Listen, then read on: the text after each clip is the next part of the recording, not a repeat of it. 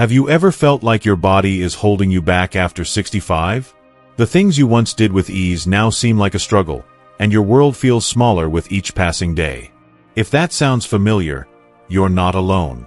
As we age, many of us experience changes in mobility that can feel discouraging, but the good news is, it doesn't have to limit your life. In this video, we're sharing 7 powerful strategies that can help you reclaim your strength, improve your balance, and live a fulfilling life, even if you're walking less.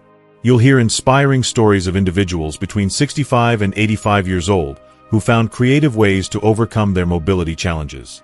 By watching until the end, you'll discover simple yet effective methods that could transform the way you move and help you stay active, confident, and connected.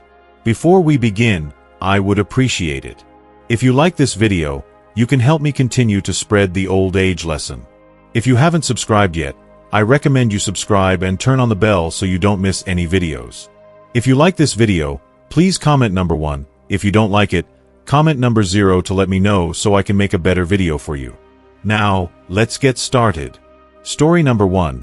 Practicing chair-based exercise, reclaiming movement, reclaiming joy. Maria, a vibrant 68-year-old woman, had always had an unshakable love for dancing.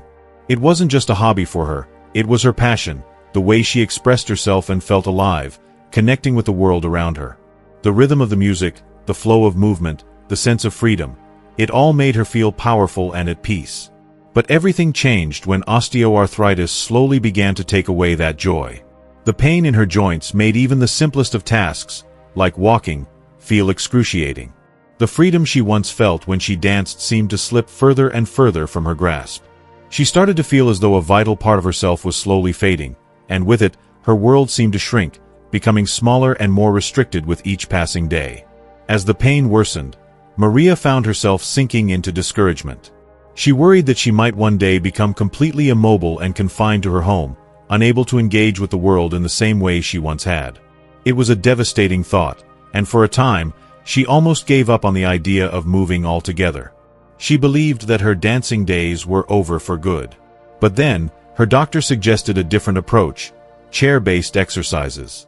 At first, Maria was skeptical. How could something so simple possibly provide the same joy and freedom she had once felt while dancing? She doubted that such gentle exercises would be enough to bring back the movement and expression she craved. However, she reluctantly agreed to give it a try, hoping to find some relief from the constant pain. What Maria didn't expect was that chair-based exercises would become a lifeline for her. While it wasn't quite the same as dancing, she soon discovered that the exercises offered something just as valuable: movement. It was a way to reconnect with her body and experience a sense of joy once more. Chair yoga, in particular, became a practice that allowed her to move in a way that was gentle on her joints yet still effective in improving her strength, flexibility, and balance. It didn't put unnecessary strain on her body, which was crucial given her condition. To her surprise, Maria also began to find ways to incorporate some of her old dance moves into the chair exercises. The simple gestures and movements she had once performed as part of her dance routine started to flow back, giving her a new avenue for self-expression. It wasn't the same as dancing on her feet, but it was movement, her movement, and that was enough to reignite the spark of joy in her life. Perhaps most unexpectedly, Maria found a sense of community that helped her heal in ways she hadn't anticipated. In the chair exercise class, she met other people who understood the unique challenges that came with aging and chronic pain. They supported one another, celebrated each other's progress, and shared stories of resilience. Maria no longer felt alone in her journey. She found herself looking forward to the classes, feeling a deep sense of connection with both the movements and the people who were on a similar path to recovery. Through chair-based exercise, Maria not only reclaimed her ability to move but also rediscovered a sense of joy and belonging. Her life, once limited by the constraints of pain and immobility, began to expand again. It wasn't the dancing she had once known, but in its place was something beautiful, a renewed connection to her body, her community, and her sense of self. Story number 2. The power of aquatic exercise. John's hip surgery had gone smoothly, but the road to recovery proved to be much longer and more challenging than he had anticipated. At 75 years old, he was terrified of falling and re-injuring himself. This fear caused him to avoid physical activity entirely, but the lack of movement only made his condition worse. He felt weaker, stiffer, and more fragile with each passing day, trapped in a body that no longer seemed to function the way it once had. His independence and confidence seemed to slip away, leaving him feeling helpless. His physical therapist, recognizing his struggle, suggested aquatic exercise as a potential solution. John, however, was hesitant. He hadn't swum in years and was embarrassed by his inability to move in the water as he once had. The idea of being vulnerable in front of others in a pool was unsettling, and he doubted the effectiveness of such a low-impact activity. But his therapist reassured him that even the gentlest of movements in the water could provide significant benefits for his recovery. Reluctantly, John decided to give it a try. As soon as he entered the pool, he felt a sense of relief. The buoyancy of the water alleviated the pressure on his joints and provided a cushioning effect that made his painful movements more manageable. With each slow, controlled movement, he could feel his muscles gradually awakening and rebuilding strength. The gentle resistance of the water acted like a natural form of resistance training, allowing John to engage his muscles without overstraining himself. Over time, John began to notice a profound shift. His body, once stiff and unyielding, started to regain some of its former flexibility. The water became a place of liberation for him, offering a sense of freedom he hadn't felt in months. There was a lightness to his movements that he thought he had lost forever. For the first time in a long while, John felt hope instead of fear. His confidence grew as he gained more control over his body, and the exercises in the water became not just a way to rebuild his physical strength but also a means of healing his mind and spirit. The water became John's sanctuary, a peaceful, safe environment where he could move without the constant fear of falling or hurting himself. It allowed him to reconnect with his body in ways that felt nurturing, restorative, and empowering. Through aquatic exercise, John rediscovered the joy of movement and within it, a renewed sense of independence and vitality. If you are still watching this video and finding these lessons useful, please comment number 1 below to let me know that you are still watching this video with me. Thank you for your valuable time. Story number 3, Walking Aids, Your Allies in Mobility. Sarah, a spirited woman in her 80s, had long resisted the idea of using a walker. She viewed it as a symbol of aging and frailty, a visible marker of surrender and helplessness. The thought of being seen with one filled her with dread, making her feel as though she was admitting to her limitations in front of the world. Her sense of independence was important to her, and she believed she could manage on her own, despite the increasing shakiness in her balance and the growing number of close calls. She would push through the unease, determined to maintain her autonomy and avoid what she saw as a public declaration of decline. That is, until one afternoon, as she was walking to the grocery store, she experienced a near fall that rattled her deeply. The sensation of almost losing control of her body, combined with the realization of how easily things could go wrong, left her shaken. She was forced to face the truth.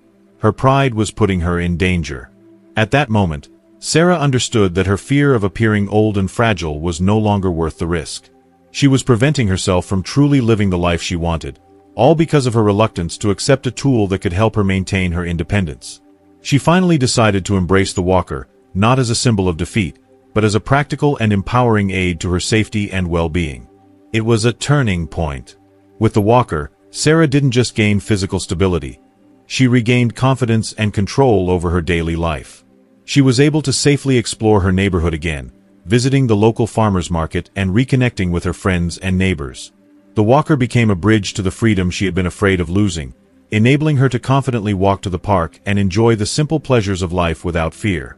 The walker wasn't about appearing old. It was about preserving her ability to live with vitality and security. It was no longer a burden but rather an ally in her journey, a tool that gave her the strength to continue living fully. Story number 4. Strength Training for Stability.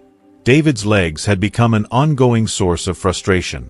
At 78, he was increasingly aware of their weakness, which made even the simplest tasks feel like insurmountable obstacles. Getting up from a chair, climbing stairs, and carrying groceries became daily struggles. He felt his body betraying him in ways he couldn't control, and his world seemed to shrink with each passing day as his mobility diminished. The fear of losing his independence loomed large, and David began to wonder if he was destined for a life of constant immobility. Determined to regain some semblance of his former self, he searched online for exercises to help him. However, most of what he found was too challenging. The exercises left him feeling discouraged and, at times, even scared of hurting himself. It felt as though he was getting further away from his goal of maintaining his strength. That's when his doctor suggested something that would change his life: working with a personal trainer who specialized in helping older adults. David was initially hesitant, unsure whether this would be the solution he needed. But his trainer quickly put him at ease. She listened to his concerns and created a personalized program tailored to his needs, one that started with gentle resistance training using light weights and resistance bands. David was amazed by how accessible the exercises felt at first. The trainer gradually increased the intensity, ensuring that each step was manageable as David's strength and confidence grew. She placed a strong emphasis on proper form and technique, teaching him how to prevent injuries while building strength. It wasn't easy. There were many days when David wanted to quit, when his muscles ached, and progress seemed painfully slow. The weight of his doubts often overshadowed the small victories he achieved. Yet, with each passing session, he began to see the benefits of sticking with it. Strength training, he realized, was not just about building muscles. It was also about developing mental resilience. As David persevered, he learned to embrace the slow and steady improvements, taking pride in the subtle yet undeniable progress he made. Over time, his muscles grew stronger, his balance improved, and his confidence soared. Tasks that once seemed impossible became easier. David could now carry heavier objects without the strain he used to feel, and climbing stairs no longer felt like a daunting task. Most importantly, he regained a sense of control over his body, something he hadn't felt in years. He was able to once again enjoy activities that had once been out of reach, like playing with his grandchildren. David felt so much more stable and independent that he even joined a local hiking group, a goal that had seemed impossible just months earlier. David's journey taught him that aging gracefully was not only about the physical benefits of strength training, but also about cultivating the resilience to push through the challenges. The rewards went far beyond stronger muscles. They were about reclaiming his life and embracing the freedom that came with it. Story number 5. The importance of regular stretching. Eleanor had long struggled with stiff, aching joints that seemed to get worse with each passing year. By the time she turned 80, her chronic pain had become a daily challenge, limiting her ability to move freely and perform even the simplest tasks. Everyday activities that most people take for granted, like getting dressed or bending over to tie her shoes, had become significant struggles for her. She became increasingly sedentary, worried that any movement might worsen the pain she was already experiencing. For a long time, she believed that stretching was something only younger people could benefit from, and at her age, she thought it was too late to make any real difference. However, during a visit to her doctor, she learned that this mindset was holding her back. Her doctor explained that stretching was essential for maintaining flexibility, improving circulation, and reducing the discomfort that often accompanies aging. He stressed that gentle stretching exercises were especially important for older adults to maintain mobility and ease pain. He encouraged her to give it a try and recommended a set of basic stretches that she could perform safely at home. Additionally, he referred her to a physical therapist, who could help her learn the proper techniques and provide personalized guidance to ensure she didn't overdo it or risk injury. At first, Eleanor was apprehensive. She feared that stretching might cause more harm than good, and she was concerned about the possibility of straining her muscles or joints. But with a little encouragement and reassurance, she decided to start slowly and cautiously. She followed her doctor's instructions and began with simple stretches, taking her time with each one and listening to her body. To her surprise, she began to feel significant improvements. The constant stiffness in her joints started to lessen, and the pain that had once been so debilitating became much more manageable. Over time, she noticed that she could move more freely, with greater comfort and ease. As Eleanor continued her stretching routine, she found herself regaining the ability to do things she thought she'd never be able to do again. She was able to bend down and tend to her beloved garden, a passion she had feared she would have to give up. She even started enjoying regular walks with her dog, something she hadn't been able to do in years due to the pain. The more she stretched, the better she felt, both physically and emotionally. She realized that stretching was not just about improving flexibility, it was also about releasing built-up tension, both in her body and mind. It gave her a sense of relief and freedom, allowing her to let go of the frustration and stress that had accumulated over time. Eleanor's experience taught her an invaluable lesson. It's never too late to incorporate stretching into your routine, and the benefits go far beyond just physical improvement. Stretching can offer both a physical and emotional release, helping to ease pain, increase mobility, and foster a deeper sense of well-being. If you are still watching this video and finding these lessons useful, please comment number 2 below to let me know that you are still watching this video with me. Thank you for your valuable time. Story number 6. Balance Training. Robert's world was turned upside down after his recent fall. At 72, the experience shattered his sense of confidence. The fear of falling again started to dominate his thoughts, and he became increasingly anxious. This anxiety kept him trapped in a cycle of worry, making him hesitant to move freely. He began to feel like a prisoner in his own home, reluctant to leave without someone by his side. His daughter, noticing his growing fear and inactivity, gently suggested Tai Chi as a possible way to rebuild his confidence and stability. Initially, Robert was skeptical. He imagined Tai Chi to be slow, overly gentle, and perhaps even ineffective for someone his age. He worried that his lack of coordination would only make things worse, and he felt embarrassed at the thought of trying something that seemed so unfamiliar. But despite his reservations, Robert decided to give Tai Chi a chance. To his surprise, he discovered that it was far more than just slow, graceful movements. The practice focused on building strength, improving balance, and increasing coordination, all essential elements for someone in his situation. As Robert continued with Tai Chi, he felt his body becoming stronger and more stable. His once wobbly steps became more grounded, and his movements began to feel more fluid and natural. What started as a gentle exercise soon became a powerful tool that helped him regain control over his physical and emotional well-being. As he grew more confident in his ability to move, Robert's fear of falling diminished. His progress was steady, and he no longer found himself avoiding daily activities.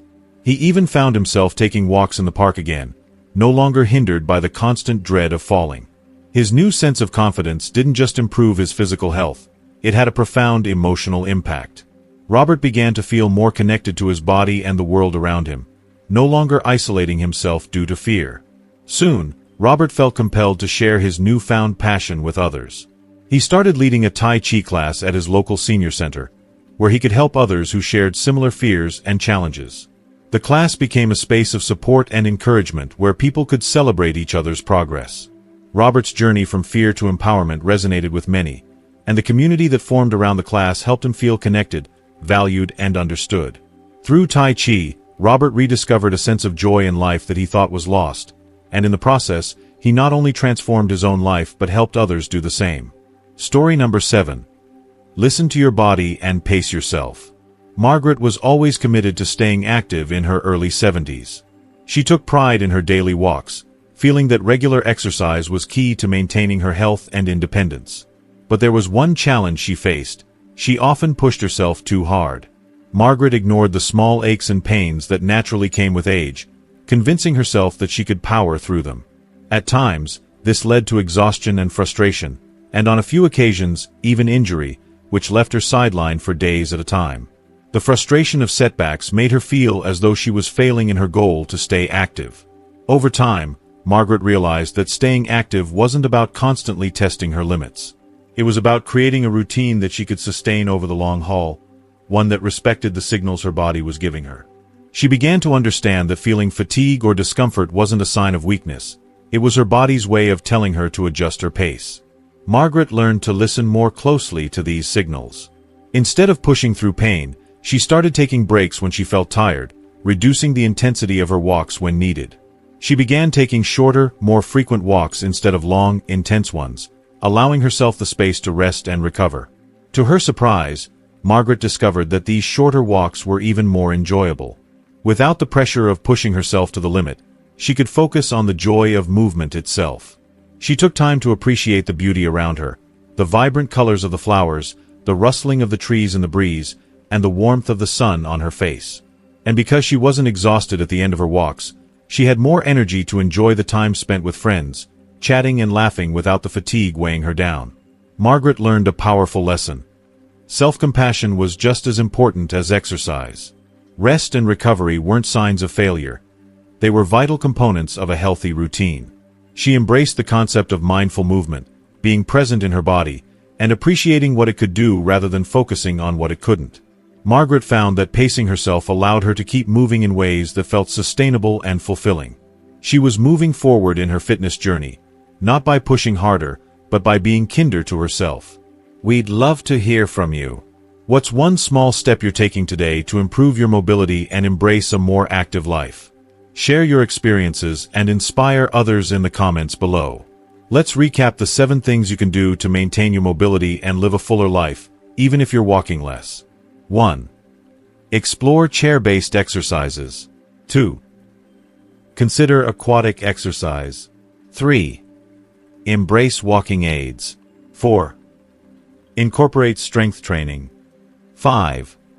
Stretch regularly. 6. Focus on balance training. 7. Listen to your body and pace yourself. We encourage you to take action today. Explore the resources we've listed in the description below. Talk to your doctor, a physical therapist, or other healthcare professionals. Reach out to your local senior center or community center for support. Remember, you don't have to do this alone.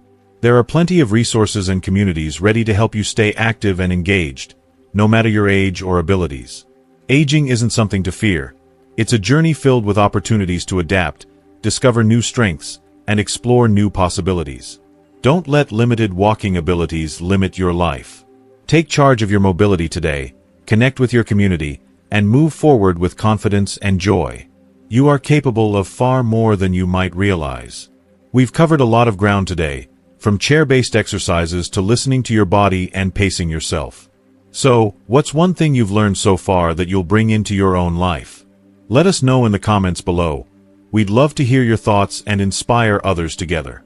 If you like this video, please leave your comment, and don't forget to like, share, and subscribe to our YouTube channel for more empowering content just like this.